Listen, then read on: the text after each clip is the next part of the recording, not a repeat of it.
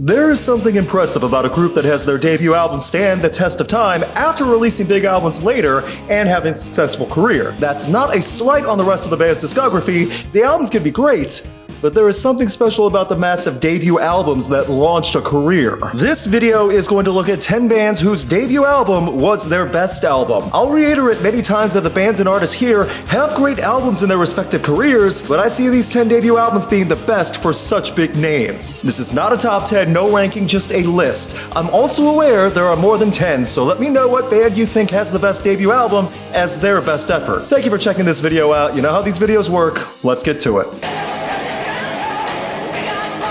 Starting with the classic 80s choice that will definitely anger the glam rock and classic rock elitists. That's not to say you cannot appreciate or enjoy Guns N' Roses' later albums, but when it comes to Appetite for Destruction, there's a reason it's remembered as the best. For every rock fan I've heard make fun of Axl or Guns N' Roses at some point, I've also rarely ever heard any disdain for Appetite for Destruction as a whole. It's that rare product of its time that still holds up decades later and well defines the talent and chaos of the group. Talent and chaos is absolutely the perfect description for the band while also putting the perfect sales pitch for a debut album. Hearing Welcome to the Jungle and Sweet Child of Mine helped make Guns N' Roses a staple leading into the next decade, even after glam rock and hair metal were fading. Isn't it an odd statement that Appetite for Destruction, for the most part, has aged better than other Guns N' Roses albums? I mean, that question is seeing that the debut had the most impact for the band by far. I know the Use Your Illusion lovers will be angry at that, but I think Appetite is still GNR's strongest.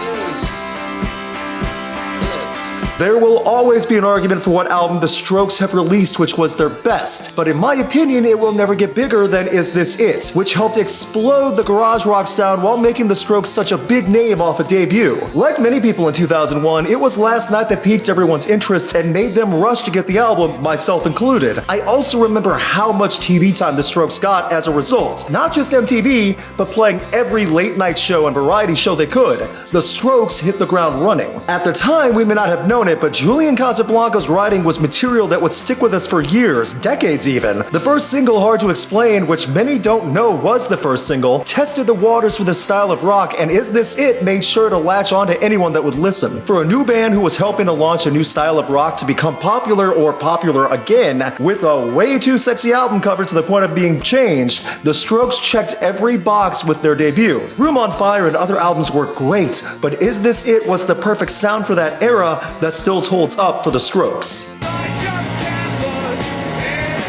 Jump forward a few years to 2004, and seemingly like a meteor out of Las Vegas came a more electronic stylized rock band that would not just take over the US by storm, but the rest of the world with Hot Fuss. The Killers, with all their accomplishments, will never be able to top Hot Fuss. And they've come somewhat close, especially for a band that has changed things up several times, but every other attempt after Hot Fuss was always held to that impossible 2004 measuring stick that featured Somebody Told Me in Mr. Brightside. I'm pretty sure Mr. Brightside has replaced Britain's national anthem for how much it's loved over there. Go back to 2004 and think of how few bands really sounded like the Killers, and were doing it anywhere close to the Killers' level. The group also capitalized on it with releasing tons of deluxe editions and bonus tracks over the years to keep the fire of Hot Fuss going after 2004. It's also worth noting that the album set records at the time for longest charting album in the UK and single for Mr. Brightside overseas, while it achieved 6 times platinum status in the US and roughly a bajillion accolades as one of the best debuts ever. So it's not just me who feels this way.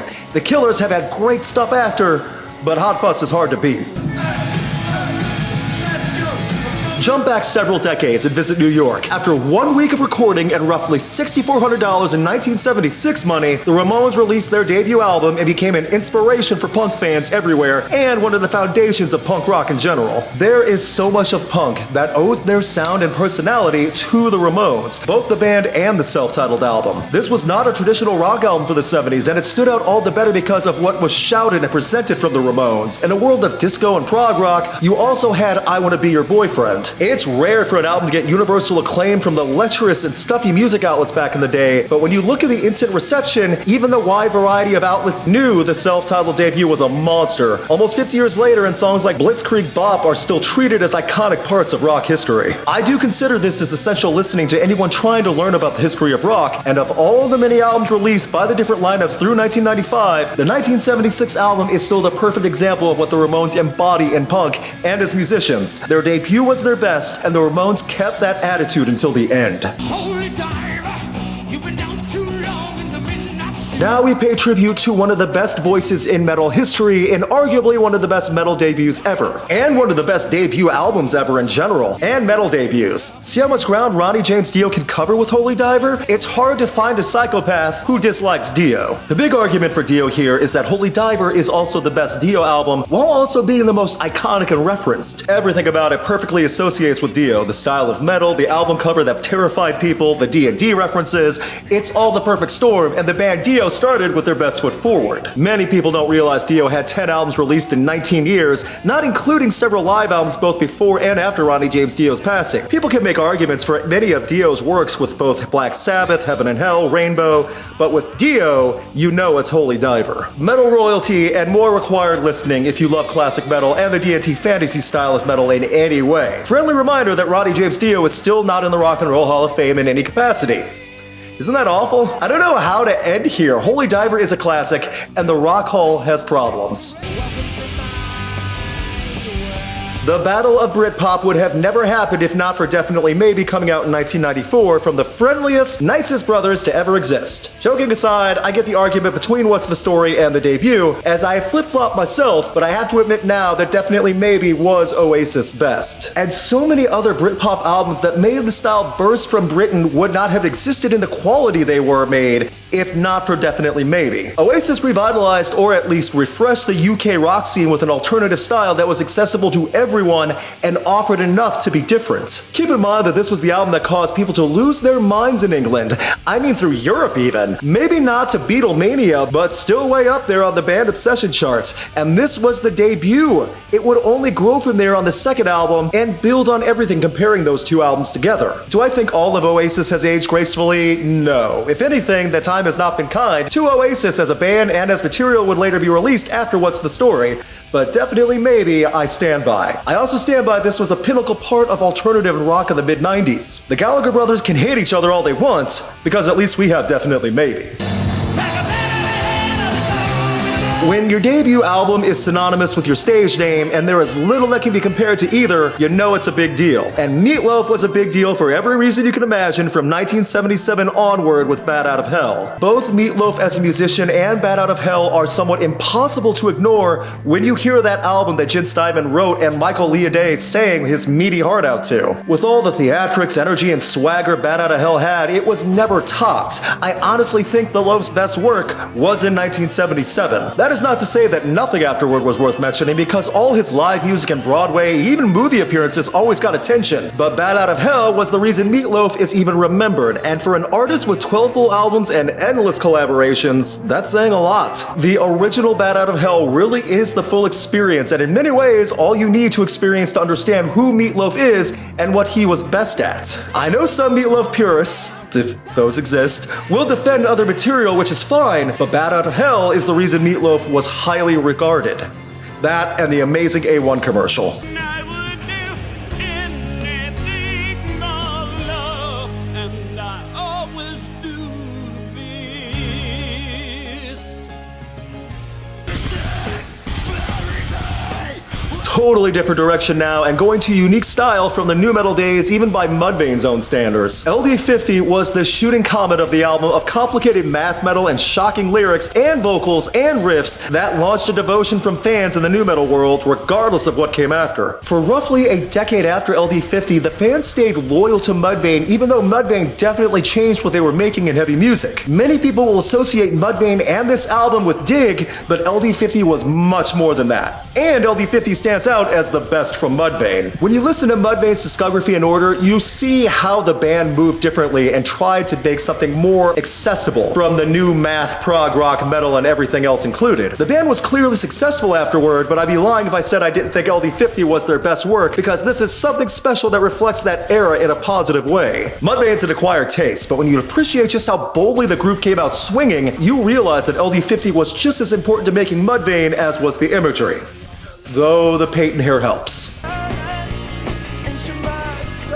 I was extremely late to the Bloc party, for lack of better phrasing. My awareness of the band was made from singles, festival appearances, and general online complaints about each passing album not living up to the 2005 debut Silent Alarm. It was not until 2024 that I finally realized how excellent Silent Alarm is as an indie alternative and just general rock album. Without a central lyrical theme, this album relishes in beats and grooves and an amazing tone, all while proving how great Bloc Party was, and that was the biggest problem for every Bloc Party fan that came in late. I really feel that no other Bloc Party album comes close to Silent Alarm. The bright, upbeat guitar riffs, brilliant drumming, and effervescent energy through 14 songs is a big presentation for a new group in any music generation. If there was ever a band cursed by the quality of their debut album, it might be Bloc Party. And I say that with appreciation for the band trying fairly consistently, but never meeting that high bar from the mid-2000s, and I do wonder how big Bloc Party would have gotten if they could have matched that album's excellence after 2005, because if they could have, Bloc Party might have been a massive name still today.